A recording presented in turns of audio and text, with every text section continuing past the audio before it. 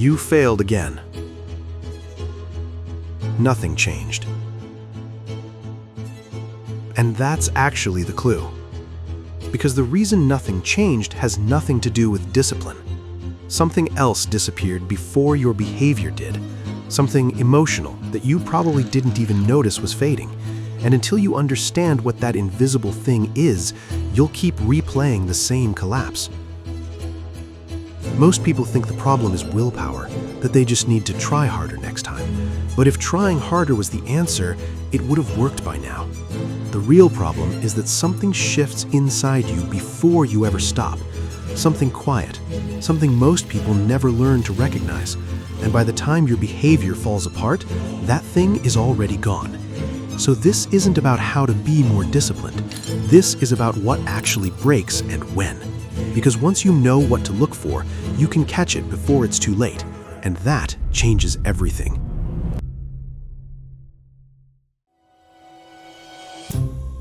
Most of what we're taught about consistency is very mechanical. Do the thing every day, same time, same routine, track it, stack it, don't break the chain.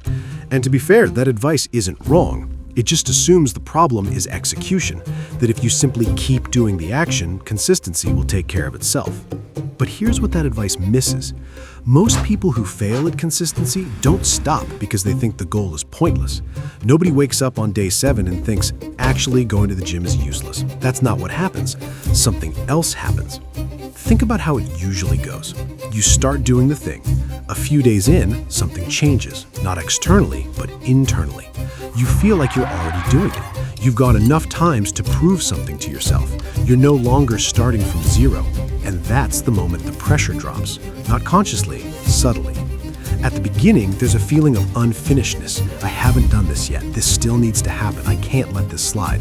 That feeling is uncomfortable, but it's powerful. And progress quiets it. The moment you start feeling like someone who works out or someone who's consistent, the urgency that kept you moving starts to relax. You feel safer, less alert, more forgiving. And that's where the problem begins. Because now, skipping once doesn't feel dangerous, it feels harmless. I've already started, I know I can do this, I'll come back tomorrow. This isn't laziness, it's self-confirmation. Your brain is cashing in the identity before the habit is built.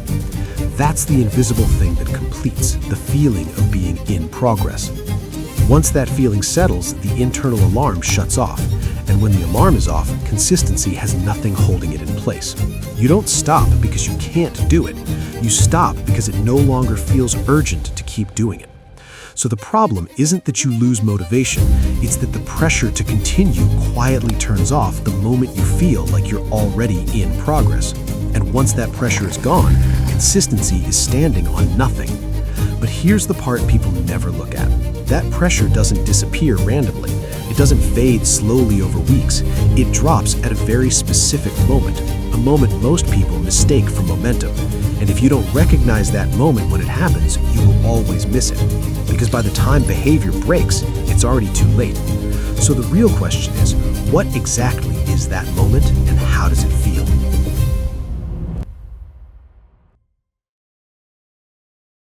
That moment doesn't feel dramatic. It doesn't feel like failure. It feels like relief.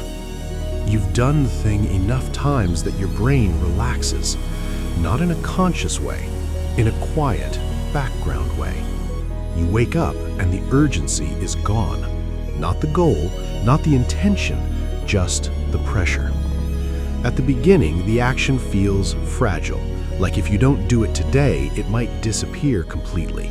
So you protect it, you make time, you push a little, you don't negotiate. But after a few days, that feeling changes.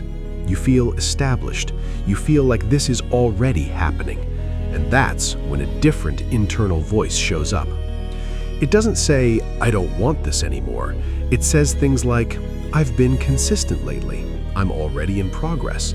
I know I can come back to this anytime. That voice sounds reasonable. It sounds earned.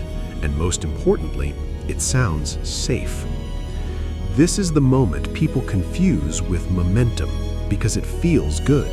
It feels like you've crossed a line, like you're no longer starting. You're someone who does this now. And because it feels like progress, your brain lowers the alert level.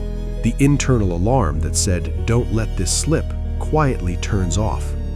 Now notice what changes. Skipping once doesn't feel risky anymore. Missing today doesn't feel like starting over. It feels like a small exception. And because you believe you've already proven something to yourself, you trust that you'll restart easily, not later, whenever. That belief is the problem, not because it's stupid, but because it's premature. The identity shows up before the habit is stable. So when you skip once, nothing pulls you back immediately.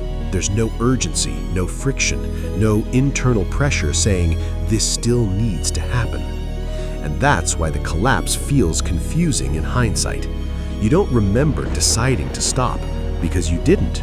You just stopped feeling like it was necessary to continue today, then tomorrow, then the day after that. And only later do you realize the pattern is gone. So that's the moment, not when you quit, but when the pressure quietly drops because progress feels complete, even though it isn't. That's where consistency actually becomes fragile. And if you don't learn to notice that feeling when it shows up, you'll always catch the failure too late. But here's what doesn't make sense. Why does progress, something that should help you, become the thing that breaks you? Why does feeling established, feeling safe, feeling like someone who does this, why does that shut down the very urgency you need to keep going?